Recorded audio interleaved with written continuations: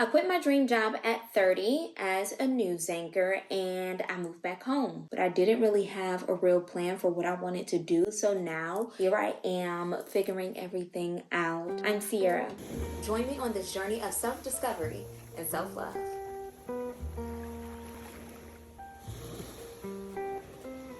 Our crystal of the day is Tiger's Eye. Isn't she cute? Tiger's Eye. Courage, confidence, chakra alignment, increased clarity, protection from negative energy, attracts wealth and success and focus.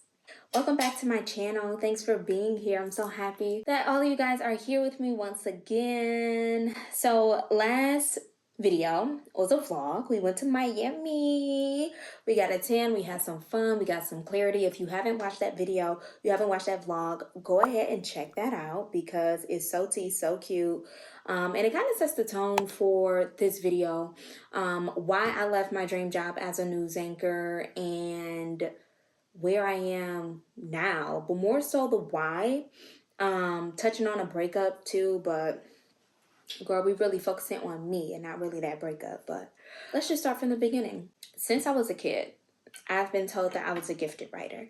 So 5th grade, this goes like back to 5th grade, me working, this being my goal, this being my dream, being a news anchor, being my dream and my goal. So we're sipping on some herbal tea today while I spill the tea. Organic peppermint tea. Y'all know I love a little herbal tea, child. So we got some organic peppermint tea. In 5th grade, I was told, my teacher, Miss Phillips, told my parents, oh, Sierra's a gifted writer. Like, that's her thing. That's her career. That's what she's going to be. She's going to be a writer. She's good at writing, right? So since then, it's been in my head, writing. That's my thing. I'm going to be a writer. I'm going to do this. I'm going to do that. We fast forward to high school. I get to high school. I join the school paper. My parents are going through a divorce. So I'm like, okay, my escape can be writing. I joined the newspaper and I'm like, okay, I kind of like this. This is cool.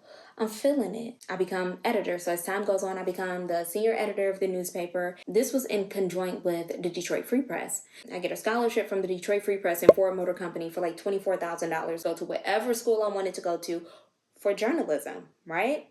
So we get this scholarship and we go to Michigan State. I can go to whatever school. I'm like, I'm going to the best J school in the state. I got accepted to every school I wanted to go to. This just kind of, I'm setting a tone on how I've always been a very rigid, cut and dry, black and white, boom, boom, boom, boom, boom.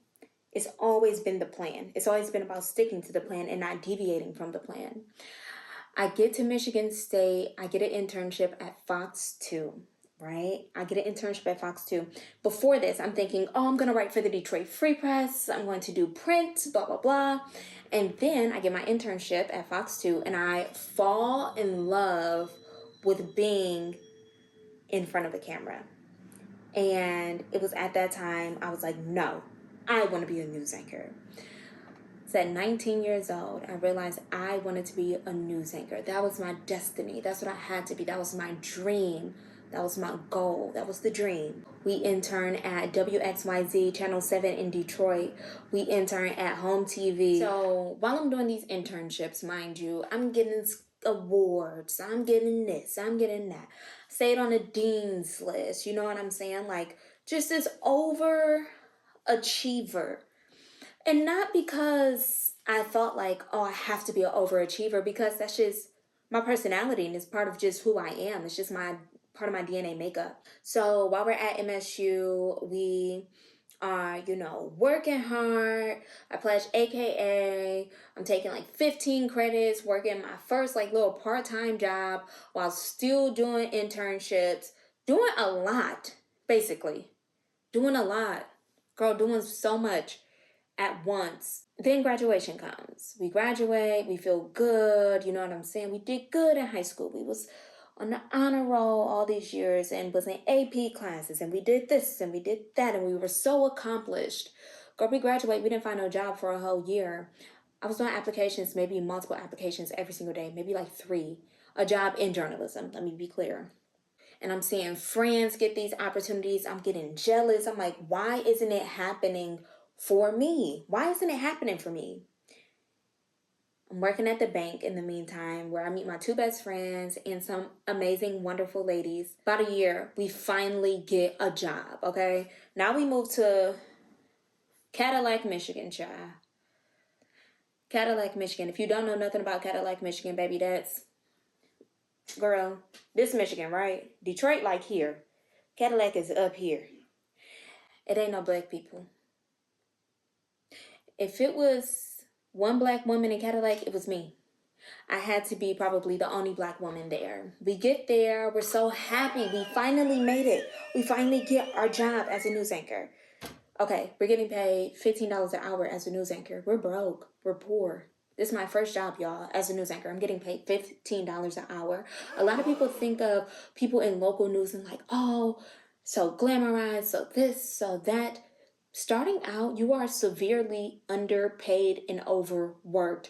It's a Nepo baby industry, and it is a passion driven industry. You have to have a passion for this. You have to want to educate people and inform people. I got into journalism and news because I wanted to inform people and educate people. That's my passion. I'm a people person. I love people. I love talking to people. I love waking people up, getting people started on their day. We get to Cadillac. We absolutely hate it. My third day, I kid you not, the person that hired me, my boss, kicked a hole in the wall. Kicked a hole in the wall because he was frustrated and mad and felt some type of way, child. Yelled at me on my second day because I parked in front of the mailbox. Baby, who knew there were rules? Who knew you couldn't park there? There was no sign. The tone was already absolutely horrendous when I first got there, and I still stayed there for a little bit over a year. And I hated it. I hated every second of it. I was drinking heavily. I was drinking when I shouldn't have been drinking. I was extremely depressed, right? But we're living a dream. We're living a dream. That's the dream, right? To be on TV. We're living the dream. I was severely depressed. It was such a dark time for me. I was in a relationship. I got dumped, child. How you gonna dump me? But hey. Girl, I get dumped. I'm like, okay, bump all this. I'm about to get another job. Girl, I got another job in 3 weeks. I moved to the Quad Cities. Boom. We uproot. We move again. This is our second move. We move again. We live in Iowa, but we work in Illinois. We just go across the bridge and we're in Illinois. I was about 2 hours outside of Chicago. On my third day, I find out that the person who hired me, which is a news director. So a news director is basically just like the manager of the station. The person who hired me, child, gets fired for alleged sexual assault. What's going on? This is supposed to be my new start. This is supposed to be me finishing up the dream. What's happening, right? So the co-anchor I had at the time left him down. He left for a better opportunity. So then it's just me. Girl, I'm basically solo. I get a new co-anchor, child. He leaves in 3 months. I'm basically solo, reading 4 hours of news by myself. I get so stressed out that I literally broke out in hives. I had to go see an allergist. I thought I was having allergic reactions. It was just stress. I was that stressed out. I was so tired and I was so stressed out to the point that I became suicidal. You know, I wanted to take my own life, and it is to the thanks of my therapist, Nancy, why I'm still here today, because without her, I wouldn't have made it. And of course, the support of my mom. My mom's been there with me throughout the entire thing. I was so stressed out. I was so just overwhelmed. And I think it was just like, it just felt like this can't be what the dream was supposed to be, you know? But you push yourself and you keep going. You make yourself keep going, you know, so that you can get there. So, girl, I realized, okay, I need to get back home closer to my mom. Like, my mom is like my support system, my best friend. And I'm like, I need to get back home. I cannot be this far away from home. I'm like a 7-hour drive and 2 planes away. So, glory be to God, I get a call from a news director in Michigan. I didn't even apply for the job. She calls me, right? I'm home for Christmas break. I go to the interview. I just so happened to be here in Michigan. And she's like, come in for an interview, blah, blah, blah. I go to the station. So much better than my last station, right? It's crazy because each station is a step above, right? So it's like getting better and better and better. I get to my next station and it's cool at first, and then 6 months in, it just starts to go down. The morale starts to go down. People are sad. People are depressed. Child, don't nobody want to be at work. It got really sad. It got really heavy. And I realized that at one point, I just thought to myself, like, at what point does it become worth it? The stress. Mind you, I was a morning anchor. So my days started at 1:50 a.m. I was a morning anchor for about 6 years. I went to bed at 6 p.m. The type of toll that schedule takes on your body as a woman, I was depressed, severely depressed. And I realized, okay, I always had this goal of getting to Detroit when I turned 30. I always told myself, when I turn 30, I'm going to be in Detroit. I didn't think it was going to be this way. I thought it was going to be, I'm going to be a news anchor in Detroit by 30. That was the big audacious goal. That was the manifestation, right? And the manifestation came true. I'm back home in Detroit at 30, but I'm not a news anchor. And while I was anchoring, I was that girl. This morning, police in Bay City are still trying to figure out who killed Justy Stillwell. We're going to show you how to turn this into this. We'll be right back. First, let's go ahead and get you out the door weather-wise. So, Matthew, we are seeing some flurries coming down. Well, this morning, one man is dead and another is in critical condition. And I have grown to be okay with that. I've grown to learn that my dreams can change. I can pivot and I can deviate from the plan. For so long, we stuck to the plan, right? Where of following this dream from basically 9, then to 19, then to 30, we stuck to the plan. We didn't deviate from the plan. We didn't take a break from any of it. We didn't take a break from any of it. We didn't take a break from it. And to me, taking a break was weak. It was giving up. It was weak. It was weak. I'm not weak. I'm strong. I'm resilient. I can do this, right? While I'm going through all this, put in my 2 weeks at my job. They're telling me, we want you to stay. Where's the coins? They're not offering me no more coins. Where's the money? Where is the money? And I know my worth at this point. So it's like, I know my worth. I'm not settling anymore. When I turned 30, something clicked where it's like, boop, ding. There's no need for me to settle. I don't have to be desperate anymore. I don't have to chase after things anymore, because what's for me will always be for me, and it's always going to go. The story is always going to be told the way it's supposed to be told. I don't have to do this to myself. I don't have to choose to be sad and depressed and down and low. I don't have to choose this. I don't have to choose this. I'm actively making a choice to feel this way by being in positions and being at news stations that I'm not happy at, where I feel unappreciated. Nobody cares. So it's like, okay, I have to choose between myself and my well-being, or I have to choose between having this apartment that I had that was the best place I've ever lived in my life. I loved it. It was the perfect place for me. My closet was to die for, right? High ceilings, huge windows. It was what I wanted. It was exactly what I wanted, right? I had to let go of being a news anchor. This is what I wanted. This is what we've been grinding for, right? This is what we wanted for this many years, right? This is what we wanted, girl. I have to leave behind a community who took me in with open arms. Viewers who loved me. I loved our viewers, child. And they loved me too. And I miss them dearly. I miss that part of it so much. I miss them so much. I miss them so much. It was hard to step away from that. It was so hard to step away from it. But I realized I had to choose myself. It was finally time for me to pick me. After all these years of like choosing my career, it was finally time for me to pick myself. And in the midst of all of this, 3 days before my last day at work, I find out I'm getting cheated on. Mind you, I was in a 2-year relationship. So the job and the relationship started together and they ended together too. It's crazy. It's beautiful how God works. I find out I'm getting cheated on. It's the day of the Super Bowl, February 9th. I get a call. Well, actually, it's a FaceTime. So we, hey girl, what's T? What's happening? Yeah.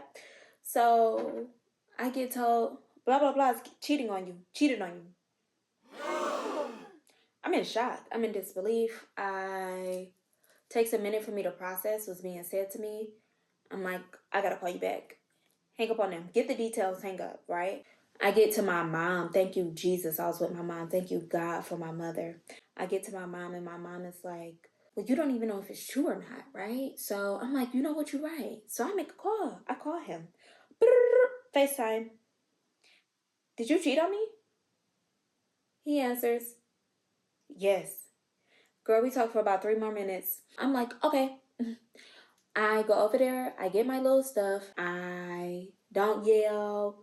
I didn't scream at him. I didn't hit him. I didn't freak out. I didn't go crazy. Nothing of the sort. I felt like I was in a movie. Like, I feel like I did so good. You know what I'm saying? Like, I ate that up. My exit, I ate that up. So for my exit, I was just like, I'm going to have to stand on business, right? Boom. He brings my bag to the car. And then I get in the car. I get in my little truck, child. And we drive off. I felt sick to my stomach. It was absolutely petrifying. It was terrible. I had to call off work the next day because I felt physically ill. It was rough. It was hard. I didn't talk for like 48 hours. It was really hard. But I had people, thank you God for my support system. I had people supporting me. I had my friends and I had my mom. After that, I leave my job. My coworkers were awesome and they, got me gifts and like a cake and flowers. It was so cool and I will always love them and always appreciate them. But at the end of the day, I was just burnt out. I was tired. I am tired. Right now, still, I'm tired. I get back home. I move back in with my mom and I've only been unemployed for like 2 months. For like the first month, I'm like, I don't know how to not do anything. I don't know how to relax. I don't know how to reset. I don't know how to just be. I don't know how to be still. I don't know how to just be in the moment. I've been on go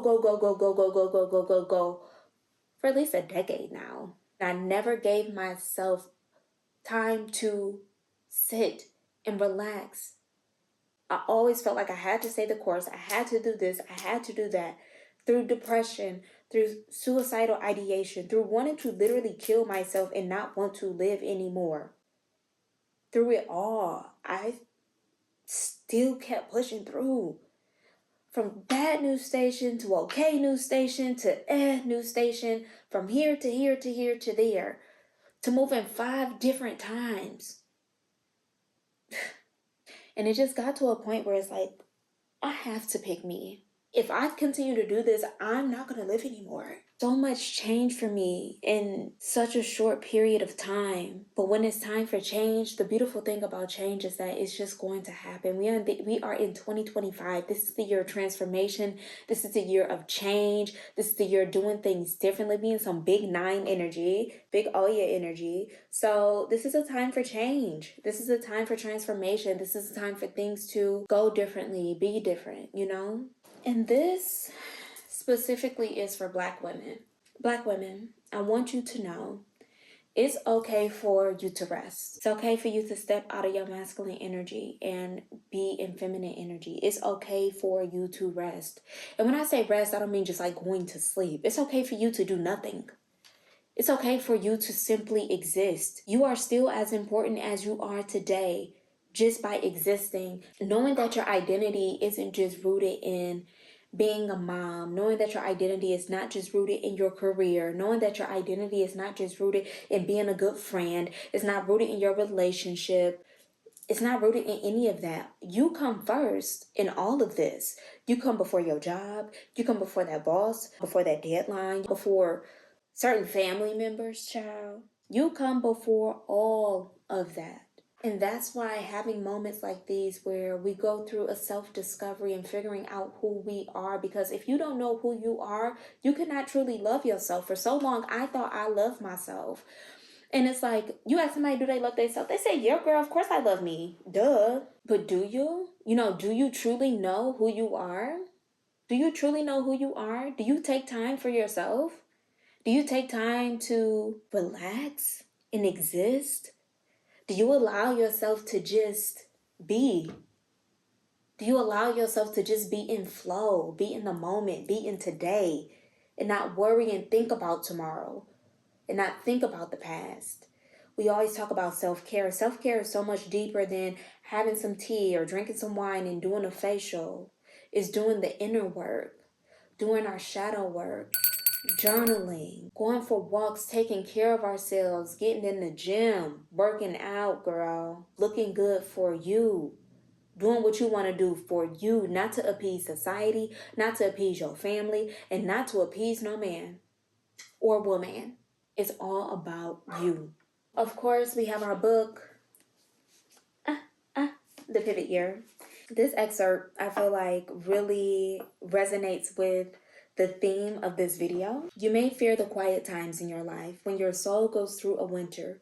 However, it is often those same times when the most profound and human work of all is being completed. Be still, do nothing.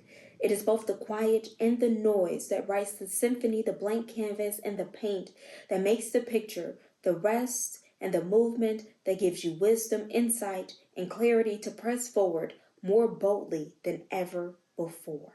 So I say all of this to say, put yourself first, choose you every single time. Always choose you, always put you first. Be your own best friend. Choosing you doesn't necessarily mean, girl, being like me and just quitting your job. Choosing you can mean just taking one of those hats off, right? Choosing you can mean journal prompt, okay? What does choosing me look like? Let's journal that. Let's discover that. Let's dig into that. What does choosing me look like? And if you want to be a little ambitious, journal prompt number 2, what is one thing I can do at least once a week that brings me some type of joy? So in our next video, we're going to talk about normalizing moving back home in the Black community, because y'all know y'all like to tussle about child moving back home, living with your parents. I don't know why Black folks just want to choose the struggle life when we don't always have to choose to struggle. You don't always have to choose to struggle. You don't always have to choose to struggle.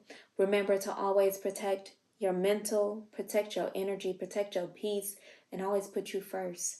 Like, comment, subscribe if this resonated with you. Please tell me, what's your goals for 2025, the year of 9? 2025, the year of 9, the year of change, transition. What's your biggest, most audacious goal, manifestation? What do you want to change for 2025? What do you want to see for 2025?